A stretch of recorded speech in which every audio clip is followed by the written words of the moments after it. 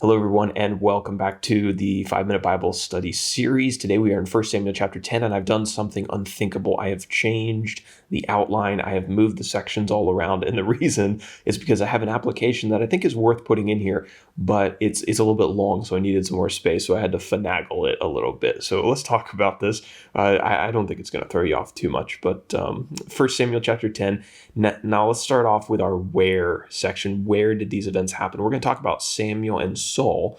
Samuel gave Saul 3 signs, which were each to take place at a unique location. First, Rachel's tomb, which was at Bethlehem, and then the Oak of Tabor, and that location is not known exactly. And then Gibeath Elohim. The location is debated, but a lot of people think that it was in Geba, which is about 4 miles northeast of the city of Gibeah. And then Samuel is going to introduce Saul as the king in Mizpah, and we're pretty familiar with Mizpah at this point. Now we'll hop over to page number 2 and talk about when these events happened in history.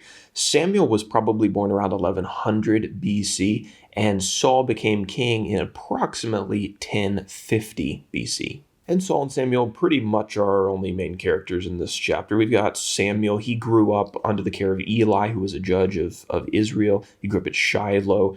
He judged Israel until his death, and he was a prophet from God. He did the work of God. He received the words of God.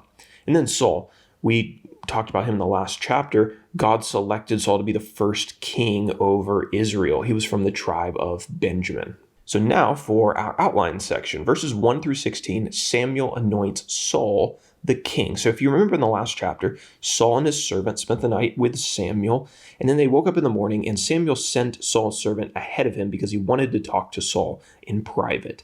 When the servant was gone, Samuel took a flask of oil and he poured it on Saul's head, anointing him. And he told Saul that God had anointed him the next king, well, the first king over Israel. As a witness that Samuel was speaking the truth and that his words were actually from God, Samuel told Saul about 3 signs that he was going to encounter on his way back to his father's house.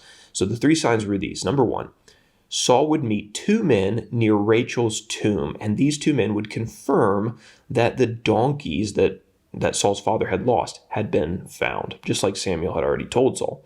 Number 2, near the Oak of Tabor, Saul would meet 3 men, and between these 3 men, they were carrying 3 young goats, 3 loaves of bread, and a skin of wine. These men would give Saul 2 of their loaves of bread.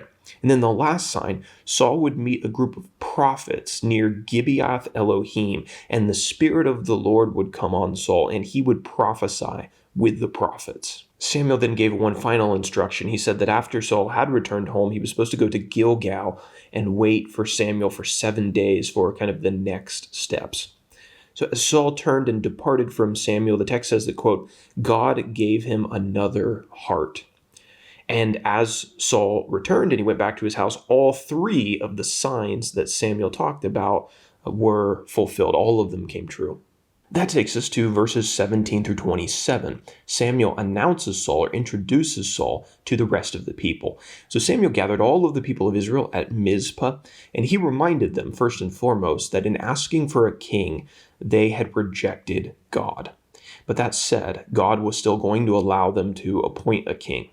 To show that it was God's will that Saul was chosen, Samuel cast lots, which was like a form of random selection. And of course, we know that God is going to guide this process to select the man who he's already revealed to Samuel and who Samuel has already anointed. The lot fell on the tribe of Benjamin, and then it fell on the clan of the Matrites or the Matrites, and then Saul specifically was chosen by Lot. But there was a problem. Nobody could find Saul. He wasn't there. Apparently, he was a little nervous to become king. The Lord actually revealed that Saul was hiding. He was hiding among the baggage. And so the men went to the baggage and they found him hiding there, and they brought him and presented him to all of the people. And Samuel announced that he would be the king of Israel. And all the people responded with the famous line, if you ever wonder where it comes from, "Long live the king."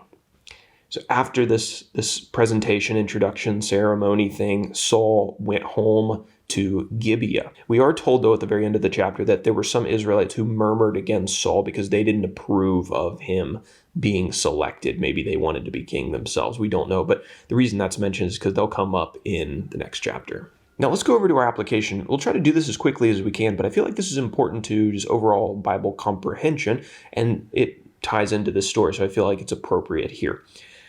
Why do we call Jesus the Christ? We say Jesus Christ. Well, Christ wasn't Jesus's last name. There's another reason. In this chapter, Samuel anointed Saul king of Israel, and this anointing with the oil, in this case, was very important, and it's a key part of the reason that we use the term Christ when we refer to Jesus. Christ is not a last name, it's actually a title, and it has its origins in the Hebrew language. The Old Testament, much of the Old Testament was written in Hebrew. The Hebrew's on the handout, Messiah, I'm probably pronouncing it wrong, but that word in Hebrew meant anointed or anointed one. Several men in Jewish history were described using this term. It was used to refer to anointed priests, like in Leviticus chapter 4, verse 3, and David also uses it to describe Saul himself in 1 Samuel 26, verse 9. So when the Old Testament scriptures were translated into Greek, the term Messiah was translated using the word Christos, meaning anointed one. Christos is derived from the Greek verb krio, meaning to anoint. That's not according to me, that's according to Baker's Evangelical Dictionary of Biblical Theology. So Christos is derived from krio, meaning to anoint. Now, when the Bible was translated from Greek and then to English so that I can read it, Christos became, can you guess, Christ. When reading the Old Testament, the term was applied to individuals who God had selected to fill special roles. But in a more specific sense, a New Testament sense, the Jews came to recognize this title as referring to a specific individual who God would send to redeem their nation. So there's general, but then there was the specific, and that is the Messiah. Throughout their history, they had many messiahs, general, but in the first century, the Jews understood that they were supposed to be on the lookout for the Messiah. So it is Jesus, the Christ, the one anointed to save us, to save our people, and to save, of course, the world from sin. So that is just a short background on where the term Christ comes from. It has to do with this idea of being anointed. And we see the first king of Israel being anointed here. The last king, the best king, is going to be anointed in the New Testament. When Jesus comes, he is the anointed of God. I took all that information from a file that I had buried somewhere. I was like, I wrote something on this one time. And so that's where that comes from. But thanks for studying with us today. Lord willing, we'll be back tomorrow. We'll talk about 1 Samuel 11.